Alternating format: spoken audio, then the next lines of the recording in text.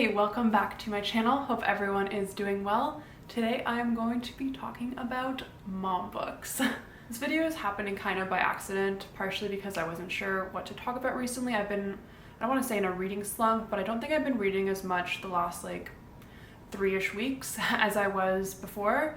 And I wasn't feeling super well for a little bit, and I've been kind of busy with some other stuff. But from the library, 2 books that I had on hold came in, and they're both on the theme of motherhood. And so then I also have a book that I've been meaning to read that I own, also on the topic. So I thought I'm just gonna read all these in a row and then talk about them. And so these 3 books are Bolder by Eva Baltazar, Motherhood by Sheila Heti, and the Book of Mother by Violaine Huisman.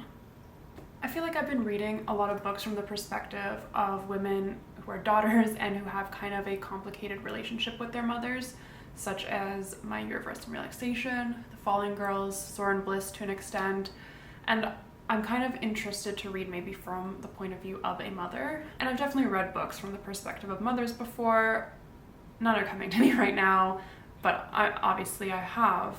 But these, I don't know, I feel like these have just come at like an auspicious time together, and just give that other perspective. Though I did realize as I was reading the descriptions that Motherhood by Sheila Heti is not about a woman who is a mother, but it is rather about a woman who is kind of ruminating the possibility of being a mother, and she's kind of at that age where a lot of her friends are having children, and she's wondering, should she as well? And so far there's been like a tiny bit about her own relationship with her mother that makes me wonder if like, oh, she is also someone who's maybe had that kind of like possibly strained or difficult relationship with her mother, but because of her kind of like thinking on it herself and her possibly wanting to be a mother, I feel like it's still a fairly appropriate book for this. And I think that the Book of Mother by Violaine Huisman is going to be kind of the same. It looks to be a little bit more on the perspective of a daughter with a mother who maybe hasn't always been the best, but it sounds like it might be from the perspective of the mother as well. I'm not sure, I haven't started that one yet.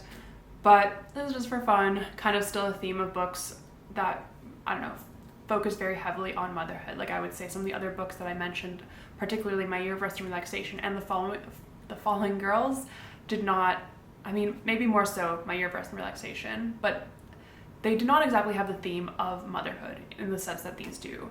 The narrator in My Year of Rest and Relaxation, such a long title, definitely did ruminate a lot about her relationship with her mother, and it wasn't a very positive one. That was quite a large part of the book, but there was a lot more to it. And The Falling Girls just had a completely different plot, even though we all might have difficult relationships with our mother, and it kind of expressed itself that way in the book.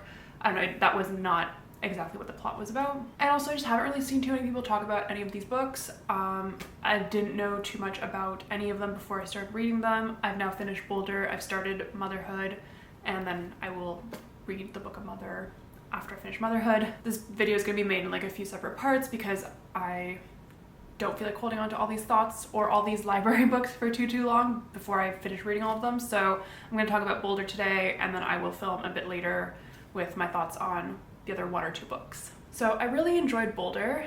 This is a book about a fairly solitary, kind of loner type woman who is nicknamed Bolder by her lover. She starts off in this book by working as a chef on a boat, and she seems very, I don't want to say content even, but satisfied with her life in that sense. Maybe even content though. She enjoys the sort of routine and work that she gets to do. She's very much into like always keeping busy, feeling like she's getting some sort of purpose from working, and she doesn't really have many friends, she doesn't have a lot of savings, but she's happy to just kind of go along on this trip. So this book is kind of sailing in and around Chile, and she gets to get off this boat too sometimes for like a break, and so they land in a port, and that's where she meets her lover, Samsa, who is a Nordic woman.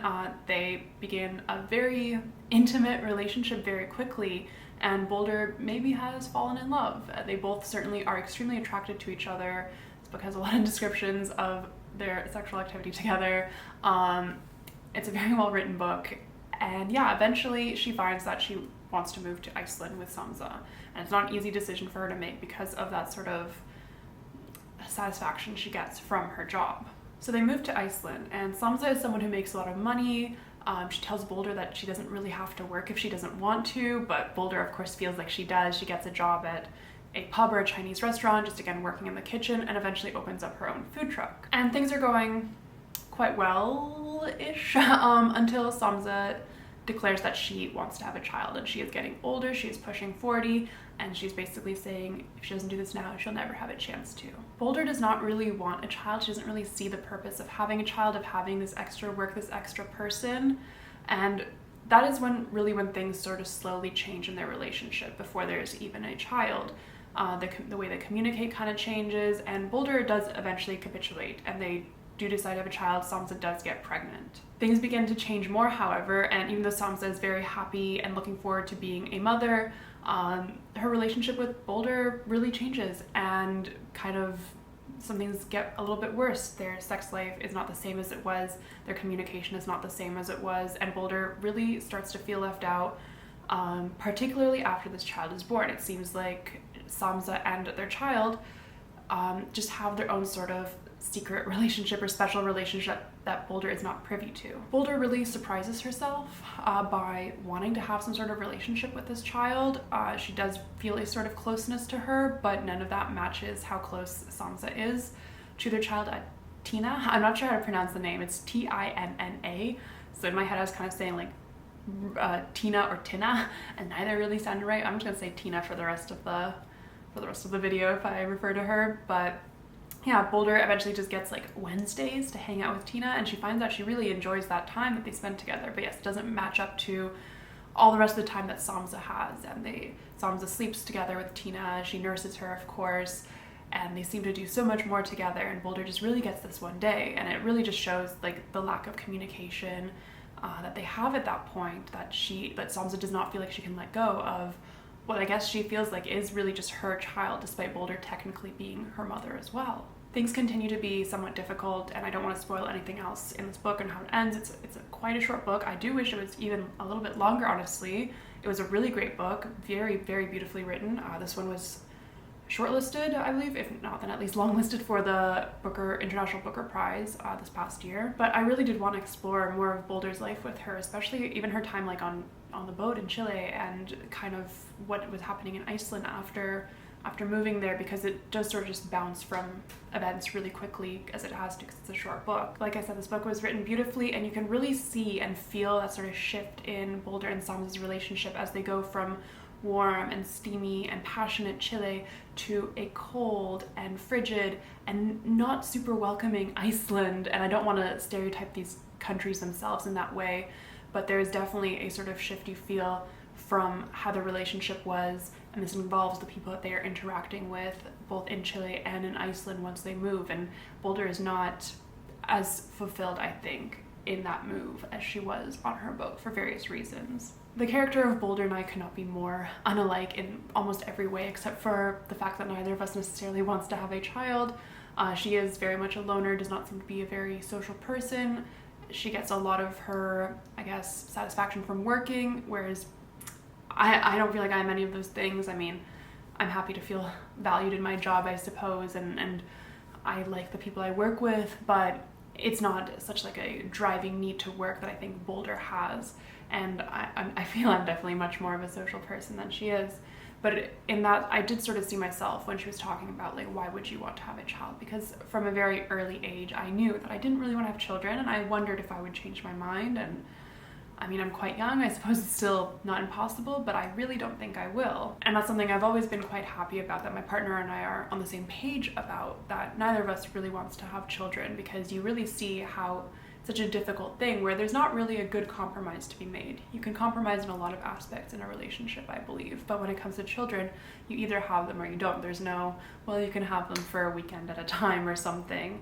And again, Boulder did sort of find herself shifting in how she felt about motherhood throughout the book, which I appreciated that nuance, but I think there were definitely a lot of things still lacking in her life, and that may be lacking in a lot of people's when they feel kind of dragged into living a sort of way that they don't want to. So yeah, I very much enjoyed this book. I think it shows the sort of nuances of motherhood of being someone who is not also maybe the birthing mother. I think it's very cool to read about this from a queer perspective as well, because you don't quite see that sort of perspective very often. You often do see, well, the mother who usually gives birth to the child, and then maybe the father feels a little alienated, or maybe the mother does end up being unhappy with her decision to give birth, to have given birth, to have had a child, but she is still the birth mother, whereas Boldrew is not, and that, I think, alienated her even a step further, especially as someone who didn't want a child to begin with.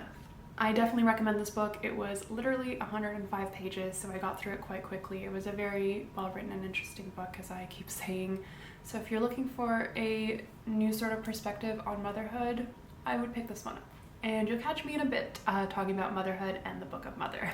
I don't know how to like start this part of the video because you're just watching it and you just watched the other part, but for me it's been like a week since I last filmed or so. But I've read another book and a half, and I'm just gonna talk about them both. I wanted to finish the Book of Mother, and Motherhood before like making this video, but I just haven't had the time to read. I was in a bit of a reading slump, reading Motherhood by Sheila Heti, which I'll talk about in a little bit, and then I just didn't have a chance to get to the Book of Mother until literally like a day or two ago, and I haven't had a chance to finish it. But it's going to be a very busy next few days, and really next week, honestly, for me. So this is kind of the only chance I have to film, and I'd like to take it. I was in a bit of a reading slump lately. I think I talked about that already, and I kind of continued reading Motherhood by Sheila Heti. This book I really expected to enjoy a lot more than I did. In some ways it feels like it's meant for me. It's a very character-driven novel with just, it's literally just the narrator, who I wonder if she is a stand-in for the author, just kind of reflecting on her thoughts, largely I'd say like 85% on the topic of motherhood specifically, but on relationships as well, with her partner, with her mother, sometimes her friends, and just kind of like life and her writing, her career in general, but mostly motherhood, of course. Unlike the narrator, I am quite certain that I will never have children, will never want to have children, where she seems to be a little more split on this. I would say honestly kind of like, it's hard to say, like a little bit 50-50, but leaning towards not.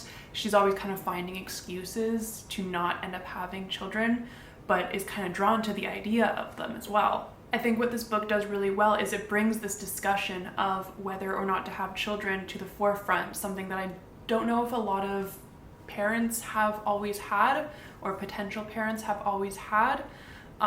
It really does seem as if, from what I've had like conversations with parents, with people with children, especially of an older generation, it seemed like giving or having kids was just kind of a given. And that doesn't mean that these people didn't care about their children or didn't end up wanting children, but it just seems like it was sort of a thing to go through in life. It's obviously a very personal and big thing to kind of make that decision and to come to it. So yeah, I do appreciate that about the book, to kind of say like, hey, maybe people really need to think about this more often than they do. So yeah, I thought that was a cool part of the book, but it was very repetitive and there was zero plot. And I do like character-driven novels a lot, as I've definitely talked about on my channel before. But this one, there was really nothing except her thoughts on whether or not she should have children. There was some conflict between her and her partner, her and her mother, and then some like conversations with her friends, some recurring and some not. But otherwise, it was just her thoughts on motherhood, on life in general, on her writing, and just kind of questions she's posing to herself, which are answered in kind of a clever way in the book that I also appreciated, that I don't want to spoil, because I think it's just like a nice thing to like discover as you enter into it if you're going to read this. But yeah, I don't know, it was very repetitive. I feel like it either should have had more of a plot or have been a little bit shorter. And it's not even that long of a book. It's 280 pages, which I don't find to be like super long, but yeah, I don't know, it took me a while to read it. I just wasn't extremely excited about it. That being said, some of the observations were very interesting, such as the idea of like, well, women inherently might feel this sort of pressure to have children, to really be the ones to consider whether or not they should have children.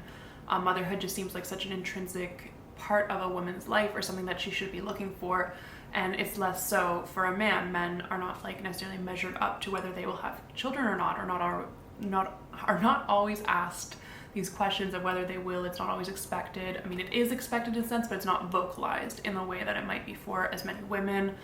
But I think my kind of like most favorite observation of hers, and partially why she was kind of really battling whether or not she should have children, is just kind of wanting to experience it all. And I really get that. I really feel like by making one choice, you are kind of nullifying not just one other choice, but potentially like hundreds or thousands of other choices. And this narrator is kind of in the stage of life where a lot of her friends are having kids. She's in her late 30s as well, so it seems honestly a little bit late. Again, maybe not anymore. I know a lot of people are having kids in their 30s, but I think she's 38 and her friends are kind of a similar age. So she is really kind of at that end point. Afterwards, it does become a lot more risky, dangerous, and unlikely that you will have children. So it really is giving her something to think about. I think if you're someone who is really struggling with whether you want to have kids or not, this might be a more interesting book to read than it was for me. Although again, I did enjoy aspects of it. But yeah, again, a little too repetitive. She just asks a lot of the same questions about her life and kind of thinks them through and just doesn't, it kind of stops being interesting after a while, even if some of the observations or thoughts initially were. And I am literally halfway through the book of Mother by Violaine Huisman, and I'm enjoying it more as it goes along. Yeah, I won't have finished this book by the time that I finish making this video. I don't know. I don't have time and I don't want to put it off. I haven't made a video in like almost a month, so I feel like I need to put something out there. But when I first started this book, so it's about a very sort of like erratic, mentally ill mother. I initially thought that it was going to be more from the point of view of the mother, but it does start off being from the point of view of her daughter, also named Violaine. Also, I'm wondering if she is a stand-in for the narrator. Also don't know anything about the narrator, so I can't say for sure. But yeah, it kind of begins after Violaine's mom was hospitalized, and now she's back, and it kind of goes through their younger lives, their current lives, and partway through the book it starts going through her mom, Catherine's life, and kind of what leads her to the point she is now. I very much enjoy that kind of book. I really love, reading like from someone's childhood to later in life. I really like those sort of connections. In this book you kind of learn about the narrator, her mother, her grandmother, her great-grandmother even, because you see this whole generation of women, of their families, and I really like that. Sometimes with these books, like Catherine, the mother in this book, is certainly abusive and very erratic, and sometimes I wonder, like, is this trying to excuse her behavior or not? I feel like it's more trying to explain where she is coming from. She was raised in a very traumatic way. A lot of traumatic things happened to her early and later in life. So I don't think it's so much as an excuse, it's just this is where she's coming from, but it's still very difficult to read parts of this book. I do appreciate the kind of both points of view. Ultimately, Violaine, the daughter, seems to be kind of the main narrator of this, but you do really see more of Catherine's perspective.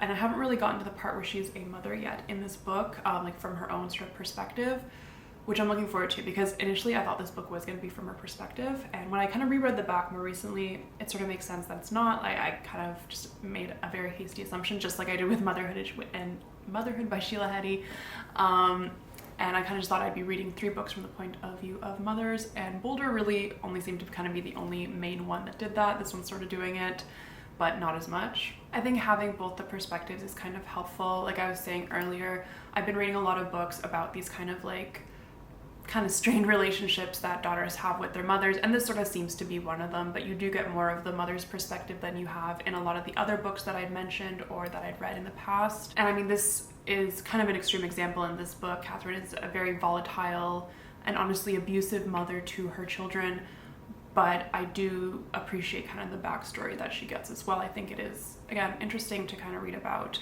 but quite difficult. Catherine's own mother is also described as not being a very good mother as well, and there's this kind of passage that I think is very interesting, because I feel like it sums up all these sorts of feelings that sometimes daughters have about their mothers, and particularly in a lot of these books that I've read, so I'm just gonna read it. Maman's tragedy, the one she never recovered from, the scratch on the record that caused her to repeat herself endlessly, was the emotional neglect she had suffered in her own childhood. Her mother, of course, was the one to blame. She had opened a hole in her daughter's heart by giving birth to her, and had left it gaping. I think we are very easy sometimes to blame our mothers, and this is just gonna be me kind of like throwing thoughts out there and kind of my own experiences. I mean, my mom might be watching this. I have told her about this channel. And overall, like, my mother has done like a wonderful job of being a mother, but there are definitely some like things that have strained our relationship, especially as I've grown older. And I think the sort of passage of like, just by giving birth to her, like she's left this gaping wound, because we're also like depressed, and all these things are passed down from our mothers, sometimes their own sort of like faults, but also their own sort of traumas. I totally just blanked on the word traumas, are passed down to us and leaves that sort of gaping wound. And then the sentence as well, it's like, of course her mother was to blame, like of course, like who else? And I feel like as a society we do obviously recognize kind of like daddy issues, although I think that term in itself leads more, like puts more blame on the woman or girl struggling rather than her father who kind of gave her these issues. But yeah, so like this term I feel like doesn't encompass sometimes the fault that lies with the father, and I don't want to personally blame my father in this either, but I've definitely seen sometimes in a lot of these books that I've read, yeah, a lot of the fault goes to the mother and not the father, even if the father maybe was absent or wasn't there or didn't do enough for these characters in a lot of these books, and sometimes in real life as well. I feel like a lot of the fault gets shifted to the mother, and I wonder what it is about a mother that it's just like so much easier to blame her than the father. This might not be your experience, this might not even be the experience of a lot of books you've read, and I'd be interested to hear more about that, if that's the case or not. But that's just something I've been thinking about lately in terms of my life, and as well as a lot of the literature that I've been consuming about mothers and daughters and their kind of relationships with each other. I never felt like my mom was like a close friend of mine. I did have some friends who told their moms everything. I found that to be something very alien to me, very difficult to do, and maybe that's why I'm kind of gravitating towards some of these books about women and girls who have had very similar sort of experiences to varying degrees. Yeah, I just find it interesting. And so reading a book like Boulder from my mother's perspective is also very cool and unique to me, because I don't have that perspective and I don't think I ever will. And it would also be very cool to like read about like Boulder's daughter growing up, because she obviously has a very unique sort of parental situation, not just having two queer mothers, but having a mother who's kind of not in her life as much as she might have been in another situation, who initially didn't even want her daughter. Reading these books has kind of made me want to delve into the subject matter even more, and kind of on the topic of motherhood and mothers and our relationships with them, especially as daughters. My Year of Rest and Relaxation is a book I mentioned earlier, and it's one of my favorite books, and that one always comes to mind because the narrator has a very strained relationship with her mother in that book, not to the extent that Violaine does with her mother in the Book of Mother, or certainly at least not as abusive as one, but nevertheless. So that always comes to mind, and that always seems kind of like the blueprint for me when I think about that, like that issue. Yeah, it's tough for sure. But yeah, it was really interesting to kind of read these books in a row. Again, I haven't finished the third one yet, but I am halfway there. I hope to finish it soon. I am enjoying it overall so far. If this is a subject that appeals to you, I think this is a very interesting book to read, because I do really like how it starts off from Violaine's point of view and then moves on to Catherine's, and there's a part 3. Yeah, these are divided in parts. There's a part 3. I wonder if that will go back to Violaine or not. Time will tell. I think it's a very short part of the book, just near the end, so I'm really not sure, but hopefully I'll get there in a couple days. Is this the kind of literature you're interested in? Have you read books with narrators who have strained relationships with their mothers or parents in general? I would be interested to hear about it. I'm definitely interested in reading more books like this. I feel like I've already read a lot, but I don't know, a lot of these books are not coming into mind right now. If you liked this video, please give it a like, please subscribe, leave a comment. All of that means a lot to me. I keep saying that, and it really, really does. I hope to kind of get out of this reading slump.